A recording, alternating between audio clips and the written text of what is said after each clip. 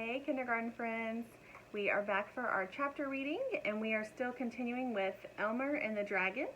And today we are reading chapters 7 and 8. So let's get started.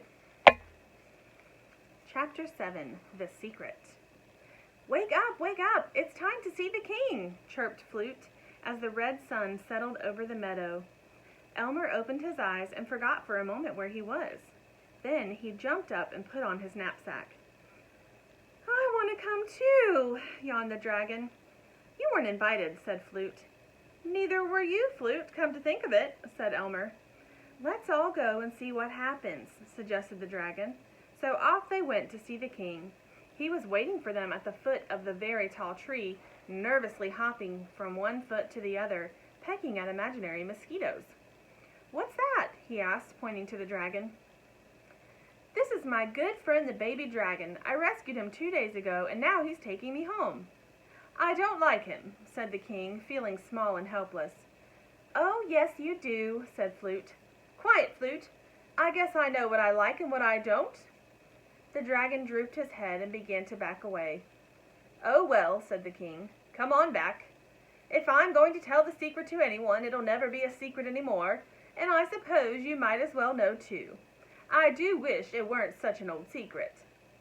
Flute, the dragon, and Elmer waited quietly while the king looked at the ground, then up at the tree, and then down at the ground. Treasure, he whispered so suddenly that they all jumped into the air. At least I think it's treasure, but I can't find out without your help. Where? Asked Elmer. There's a picture of Flute in the tree.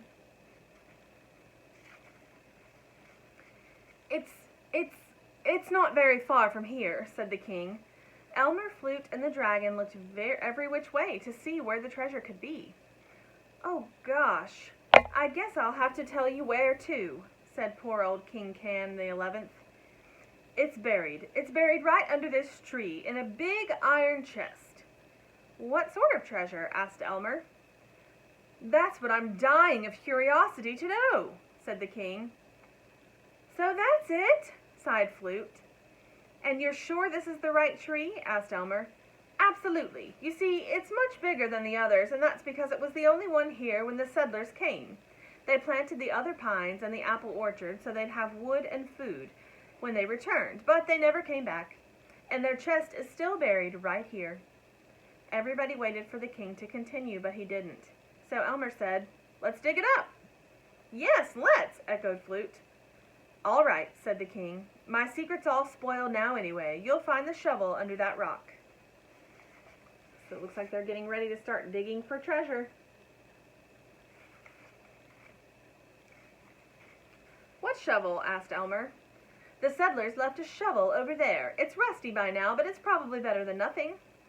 Elmer went to get the shovel while the king danced around on the pine needles, chirping, I'm feeling better already.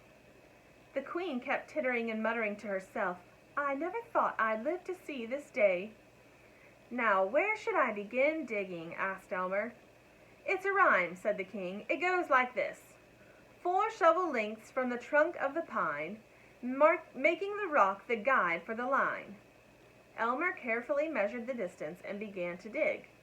The dragon did his best to help while Flute and the king and queen sat watching the hole growing deeper.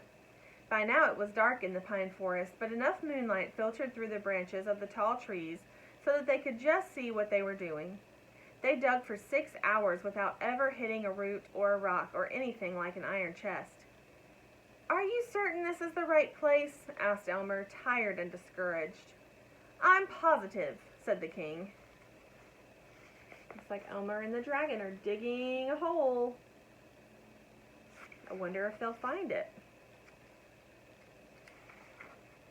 Just then, the moon went under the clouds, and Elmer's shovel hit something with a loud clang. The chest! They all shouted, but it was too dark to see, and they waited so long for the moon to come out that they all went to sleep, still waiting. Chapter 8, Treasure. Flute woke up and trilled so loudly that he startled the king and queen and Elmer and the dragon wide awake. The other canaries had been up for an hour and were crowding around to see what was happening under the tree. Everybody peered into the big hole and gasped, A real treasure chest with a ring on top! But how will we ever get it out? The king looked at Elmer, and Elmer looked at the dragon. Dragon, do you think you could put your tail through the ring and pull up the chest? I'll try, said the dragon, puffing up with importance as the swarms of canaries moved aside for him. He backed up to the hole, stuck his tail down and through the ring, and he pulled. There you can see Elmer and the dragon looking down in the hole to see what's in there.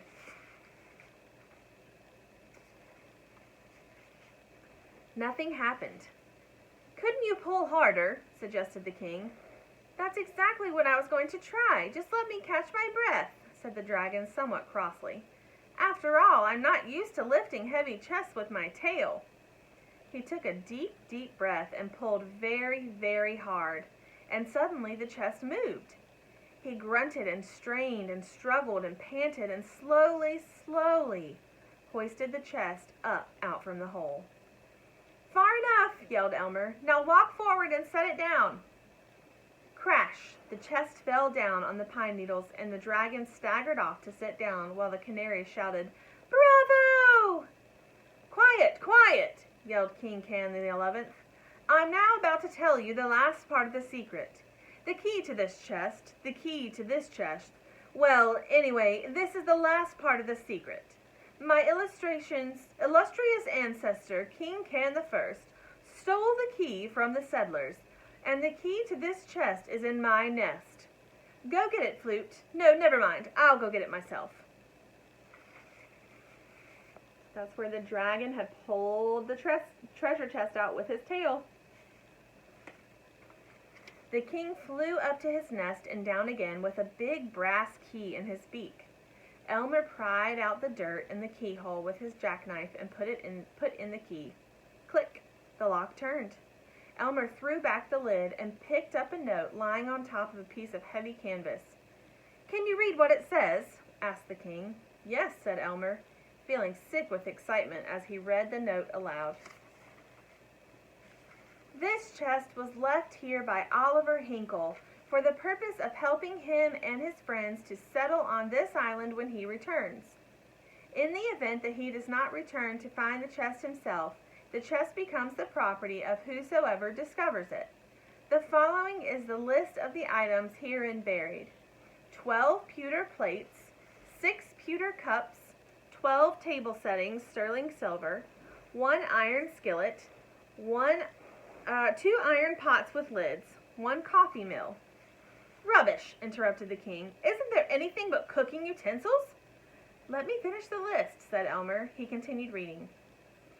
A can each of salt and sugar, 1 axe, 1 tinderbox, 5 bags of seed, including squash, corn, cabbage, wheat, and mullet, 1 gold watch and chain belonging to my wife Sarah, 1 sterling silver harmonica, 6 bags of gold pieces.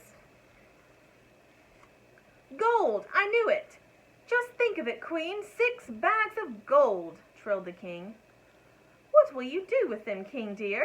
Asked the queen. I won't do anything with them. I'll just have them and be rich. Shall I unpack now? Asked Elmer, who was anxious to see the sterling silver harmonica. By all means, ordered King Can the 11th, strutting back and forth in front of the twittering canaries. Elmer unpacked everything and at last came to the sterling silver harmonica. He blew on it gently, and the sound was so sweet that all the canaries stopped chattering and listened. The king listened too, with tears in his eyes. When Elmer had finished playing, the bear went over the mountain. The king flew up to a branch of the pine and said solemnly, Elmer, on behalf of the queen and myself, and all the other Feather Islanders, I want to thank you and your dragon friend for digging up this treasure, and thereby ridding us of the plague of curiosity. I now present you with that silver harmonica, which you play so beautifully, and 3 of the 6 bags of gold.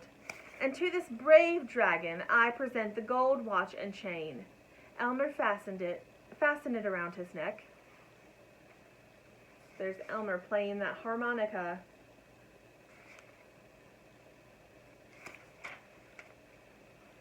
Elmer hooked the chain around the dragon's neck, arranging the watch at his throat. How's that? Asked Elmer. I can't see it, but it feels just fine, said the proud baby dragon. The birds all clapped their wings, and then the dragon, who really didn't care for speeches, remarked, "Looking at those pots and plates makes me hungry. Let's celebrate and eat something." You see the dragon with his new watch on his neck. "Goodness," said the queen, "I don't believe we've ever had a celebration before. What shall we eat?" "Tangerines," said Elmer. "I bet you've never tasted one." Elmer peeled 12 of the 31 tangerines he had left in his knapsack and put one on each of the 12 pewter plates. Then he hurried off to pick a good mess of skunk cabbages and ostrich ferns for the dragon. When he came back, everyone crowded around to feast. Elmer sat beside the dragon and ate 9 tangerines all by himself. Then he played "Turkey in the Straw" on the sterling silver harmonica, while the king did a jig on the pewter plate. Soon everybody joined in the dancing, and they had danced themselves to sleep, all over the pine needles under the great tall tree. All right, friends, that's all for today. I'll see you back next time, and we'll finish this book up. Bye.